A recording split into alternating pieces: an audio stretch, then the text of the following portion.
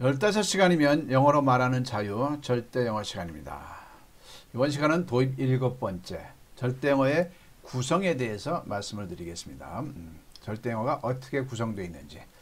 자, 본격적인 구성, 목차죠. 목차를 말씀드리기 전에 개괄적인 절대 영어의 어떤 장르를 한번 먼저 설명을 드릴게요. 절대 영어는요, 철저하게 한글에서 영어로 구성이 되어 있습니다. 한글에서 영어의 흐름으로요. 다시 한번 봤습니다. 대한민국이 왜 수십 년 했는데 영어로 말을 못할까요? 지난 100년 동안 대한민국은 말하는 영어를 한 게 아니라 영어를 이해를 해왔던 겁니다. 정작 대한민국 국민들은 영어로 말하는 게 필요해서 영어를 접하는데 말이죠. 여기서 저는 때로는 인류가 전체 의식 속에 속고 있었다는 그런 내용이 몇 개 있다는 걸 지금 말씀드릴게요.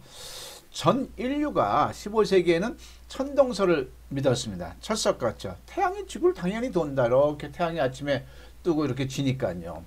그런데 사실을 보아한즉 지구가 태양을 도는 게 나타났다는 거. 지동설. 갈릴레오와 코페르니쿠스에서 지동설이 이게 정설인데도 불구하고 처음에는 박해받았죠. 자, 마찬가지로 대한민국 영어가 그렇습니다. 지난 100년 동안 지금 이 순간도 대한민국 국민들은 영어 학습을 영어에서 한글로 합니다. 그거는 100년, 200년, 300년, 만년을 해도 영어를 못하게 되어 있는 겁니다. 그건 영어를 이해만 하는 겁니다. 탁 보자마자 영어를 이해를 해. 근데 우리는 탁 보자마자 영어로 말하는 걸 필요한 겁니다. 탁 우리말을 보자마자 영어로 말하는 게 필요한 민족입니다. 자, 그래서요, 대한민국 국민께서요, 그리고 대한민국 정부가 김양서 원장한테 어떤 기회를 준다면 저는 대한민국 영어 교과서에서요, 유치원서부터 대학교까지 모든 영어 글자를 없애는 게 저의 몫을 추방하는 게 무슨 말이냐면 지금 이렇게 영어 책에 중고등학교 영어 책에 대학교 영어 책에 영어 본문이 있습니다. 영어 글자죠. 영어 문장을 보면서 한글로 해석하는 것을 영어 공부했다고 생각을 하는 거죠. 영어 공부 맞죠. 근데 이건 영어를 이해하는 공부입니다. 근데 우리 한국 국민들한테는 영어를 이해할 필요가 없어요. 죽을 때까지. 한 1% 정도 예외. 어떤 특수 직종. 영어를 번역을 해서 물건을 보내줘야 된다든가 주문한 물건을 또는 의사들이 새로 도입한 기계가 있는데 그걸 인스트럭션을 봐야 된다든가 이런 거죠. 번역을 해야 된다든가. 우리 대다수의 한국 사람들은 하고 싶은 우리말을 영어로 해야 되는 거죠. 그래서 해답에 있는 한글을 우리말로 딱 중고등학교 교재에 딱 실어요. 그럼 영어 시간에 뭘 할까요? 해석을 하겠죠. 해석이 아니라 영작을 하겠죠. 영작으로만 해야 되는 겁니다. 이해되시겠죠? 그래서 모든 구성이 요소가 한글에서 영어로 절대 영어는 흐르도록 구성되어 있고요. 영어에는 반드시 터야 될 게 영어의 사칙이라고 말씀을 드렸습니다. 수학에서 산수 없이 수학을 했기 때문에 수학을 하긴 했는데 아무것도 안 되는 거죠. 우리가 영어에서도 마찬가지로 반드시 터야 될 게 4가지 영역이 있었는데 이거를 도외시하고 그냥 어렵게 뭔가를 배운 거예요. 그러니까 말 한마디 못하는 게 대한민국 영어죠. 반드시 쳐야 될 거 영어 사칙을 입문편에서 다뤘습니다. 그 다음에 이것만 하면 셈이 되는 수학의 구구단처럼 이것만 하면 영어로 말하는 자유가 된다. 이게 6P라는 게 있고요. 그거를 갖다 기본 1과 기본 2로 나누었습니다. 그건 좀 이따 말씀드리고요. 그 다음에 영어 문법을 구경전환학습법이라는 타이틀로 해서 다시 새롭게 장르를 펼쳤어요. 무슨 말이냐면 우리말 국에 영어를 전환해서 우리말에 영어 문법을 넣어서 영어로 만드는 영작이죠. 결국은 영작이죠. 영죽을 이렇게 습을 할 수 있도록 구성을 하는 거죠. 다시 한번 말씀드립니다만 영어 문법은 어렵지가 않습니다. 제가 볼 때 한 3시간, 5시간 하루 정도면 영어 문법을 총 망라할 수 있다고 봅니다. 그걸 우리는 수십 년 동안 해고 길까지 이른 게 영어 문법이었던 겁니다. 쉽게 말해서요. 영어 문법은 딱 3가지밖에 없다고 알고 계시면 됩니다. 따라해 보실까요? 진행형. be 플러스 동사의 ing죠. 진행형. be 플러스 동사의 현재 완료 have 플러스 pp죠. 그 다음에 수동태 be 플러스 pp죠. 요 3개밖에 없습니다. 영어 문법은.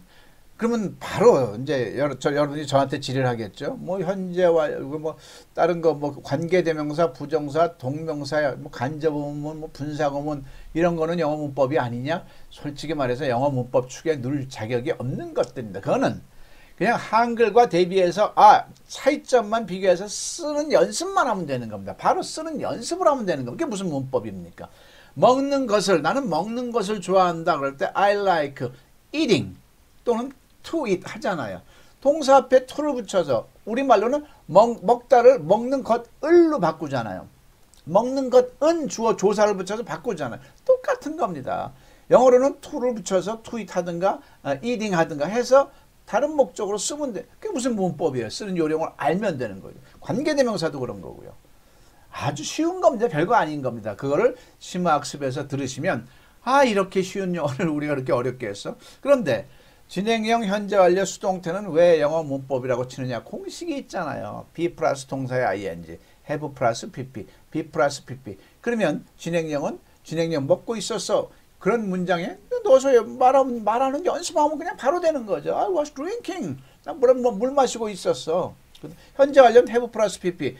과거에서 현재 사이에 계속되었거나 결과되었거나 경험되었거나 완료되는 뉘앙스가 있으면 나는 이 집에서 20년 동안 살았다. I have lived, have pp in this house. 20년 동안 계속됐으니까. 끝. 수동태는요. 주어가 동사 당해질 때 쓰는 be 플러스 pp 써서 저 집은 작년에 지어졌어요. That house was built last year. 그냥 바로 되는 거예요. 더 이상 할 것도 없어요. 해서도 안 되고요. 물론 이제 더 한층 그런 기본 골격을 다진 다음에 더 한층 이제 해야 될 사람들은 당연히 해야 되겠죠. 기존의 제 멘트에서요. 기존의 영어 학습을 절대로 폄하하는 게 아닙니다. 기존의 영어 발전은 그대로 두고요. 이 영어 사칙을 먼저 한 다음에 하라는 얘기죠. 수학으로 치면 열심히 수학을 함수, 방정, 미적분을 하는데 정작 학습자들이 구구단이 안 되는 겁니다. 구구단이 안 된 상황에서 하니까 그게 문제라는 얘기를 하는 거죠. 이걸 한 다음에 하라는 얘기를 하는 거죠. 그 다음에 이제 절대형을 가지고 여러분들께서 이제 영어로 어떤 우리말이 이제 영어로 이제 자유롭게 나올 수 있게 됐어요. 그런 실력이 됐어. 그럼에도 불구하고 막상 기회가 닥쳤을 때 영어로 말할 때가 되면 또 못하게 돼 있습니다. 제가 장담하거니와. 왜 그럴까요? 순서가 있습니다. 틀림없이 영어로 어떤 우리말이든지 말할 수 있는 능력은 갖췄는데 막상 때가 되면 또 말을 못합니다. 왜 그럴까요? 따라해 보실까요? 할 말이 없어서. 그게 정답입니다. 할 말을 우리말로 먼저 준비를 했어야 되는 겁니다. 근데 우리는 남의 말을 공부를 했어요. 무슨 생활영어, 무슨 영어. 그죠? 그거는 내가 내 형편에 맞춰서 쓸 말이 아니고 이미 고정화된 남의 말인 겁니다. 막상 내가 쓸 때는 전혀 쓰이지 않는 말들이에요. 그렇게 외운 말들은 그 말을 쓰려면 그 말을 쓸 환경을 내가 만들어야 되든가 그 환경을 기다려야 되는 거죠. 그렇죠? 그래서 시나리오 영어라고 하죠. 시나리오 영어는 뭐냐면 내가 길에서 누군가를 만날 때를 대비해서 할 말을 우리말로 먼저 준비하는 겁니다. 우리말로 먼저 할 말이 있은 다음에 영어로 하든 영어가 안 되면 손짓 발짓으로 하든 해야 될 거 아닙니까? 아무리 영어로 말을 잘하면 뭐래요? 우리말로 할 말이 없는데. 그렇죠? 그래서 시나리오는 뭐냐면 길에서 이제 상황을 이제 1에서부터 뭐 20, 30, 40, 100까지 다 알아서 쓰는 거예요. 그래서 상황 1, 길에서 해가지고 길에서 10문장, 20문장, 30문장은 우리말 문장으로 물어보는 말 문장 위주로 연습을 하는 겁니다. 길에서 딱 만나서 어느 나라에서 오셨어요? 물어보면 이 사람이 뭐라 대답했죠. 그의 말을 받아서 내가 또 다음 질문 이거를 먼저 한 다음에 이것만 해놓으면 영어가 있으면 안 돼요. 여기 시나리오 영어에는. 왜? 어떤 우리말이든지 이미 영어로 될 수 있는 능력을 갖춘 다음에 하는 거거든요. 그게 시나리오 영어입니다. 2번 집에서 외국 손님을 초대했을 때, 3번 뭐 비즈니스상, 4번 외국에 가서 이런 식으로 알아서 본인의 영어책을 만드는 게 홍길동의 시나리오 영어가 되는 거죠. 자, 이런 네 가지 장르를 기본으로 해서요.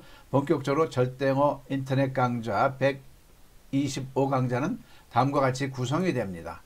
자, 첫 번째는요, 도입 부분이 있고요. 이게 지금 하고 있는 게 도입 부분입니다. 요거는 8강좌를 끝내고요. 그 다음에 입문, 기본 1, 기본 2, 심화 1, 심화 1 구성되어 있습니다. 도입은 절대영어가 무엇인가에 대해서 개괄적으로 이렇게 말씀드린 거고요. 8강좌 구성되어 있습니다. 입문은요, 반드시 타야 될 영어 사칙에 대해서, 그죠?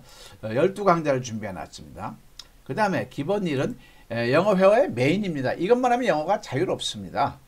자, 그래서 6PA 중에 1PA, 2PA만 집중적으로. 왜? 빈도수가 95%를 차지하니까요.